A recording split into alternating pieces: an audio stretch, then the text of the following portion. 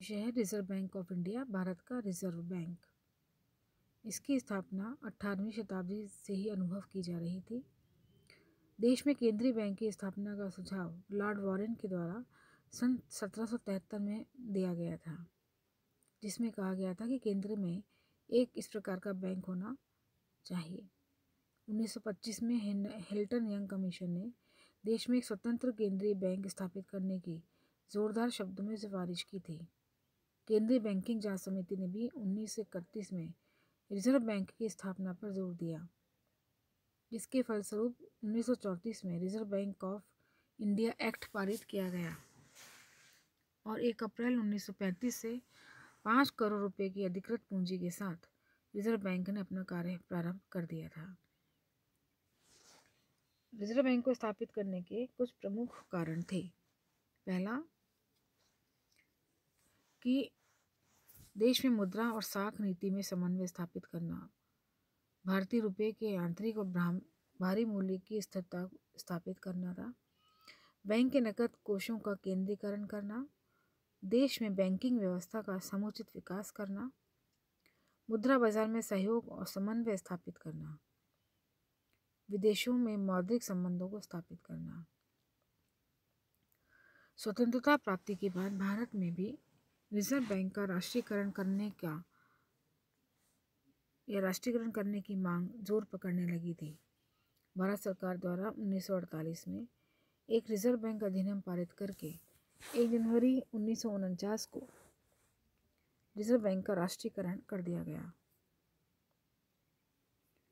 सरकार ने बैंक के सभी अंशधारियों के प्रति 100 रुपये के अंश के लिए 118 रुपये के हिसाब से मुआवजा देकर सभी अंश स्वयं खरीद लिए। वर्तमान में भारतीय रिजर्व बैंक एक सरकारी संस्था है। स्थापना के समय रिजर्व बैंक की 5 करोड़ की पूंजी थी। वर्तमान में भी रिजर्व बैंक की 5 करोड़ की पूंजी ही है, जो 100 करोड़ वाले 5 लाख अंशों में विभाजित है, परंतु अब सभी अंश भारत सरकार के पास में है। इसके प्रबंध में 20 सदस्य वाला एक केंद्रीय संचालक मंडल होता है, जिसकी नियुक्ति भारत सरकार के द्वारा की जाती है। इन 20 सदस्यीय संचालक मंडल में निम्न पदाधिकारी होते हैं: एक गवर्नर और 4 उप गवर्नर। स्थानीय मंडल में से मनोनीत 4 संचालक। अन्य संचालकों में व्यापार, उद्योग और सहकारिता, कृषि आदि के क्षेत्रों के प्रतिनिधि होते हैं, जिन्हें भारत सरकार के द्वारा मनोनीत किया जाता है। इनका कार्यकाल 4 वर्ष का होता है।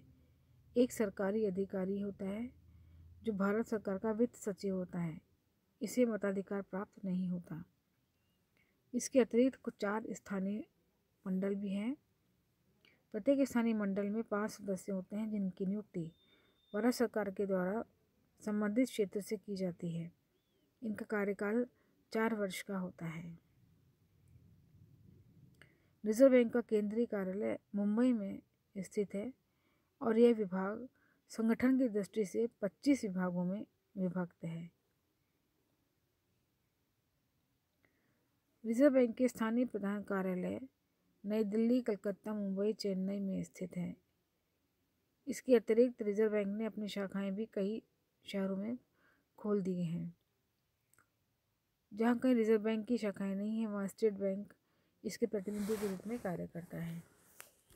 केंद्रीय कार्यालय के अतिरिक्त अन्य क्षेत्रीय कार्यालयों का संगठन भी 2 भागों में बांटा गया है: नोट निर्गमन विभाग और बैंकिंग विभाग। नोट निर्गमन विभाग को भी 2 भागों में विभक्त किया गया है: सामान्य विभाग और नकदी विभाग। नोट निर्गमन विभाग के भी 14 कार्यालय हैं और बैंकिंग विभाग को 4 उप विभागों में बांटा गया है, जैसे जमा खाता विभाग, प्रतिभूति विभाग, लोक ऋण विभाग और लोक खाता विभाग। बैंकिंग विभाग के देश में 12 कार्यालय हैं। रिजर्व बैंक के संगठन और प्रशासन में निम्न प्रशासनिक विभाग हैं। पहला है नोट निर्गमन विभाग, दूसरा है बैंकिंग विभाग, तीसरा बैंकिंग संचालन और विकास विभाग, कृषि साख विभाग, विनिमय नियंत्रण विभाग, औद्योगिक वित्त विभाग, कानून विभाग, गैर बैंकिंग कंपनीज विभाग, सांख्यिकी विश्लेषण तथा कंप्यूटर का सेवा विभाग, आर्थिक विश्लेषण और नीति का विभाग, आंतरिक ऋण प्रबंधन विभाग, स्वर्ण प्रबंधन विभाग और मानव संसाधन विकास।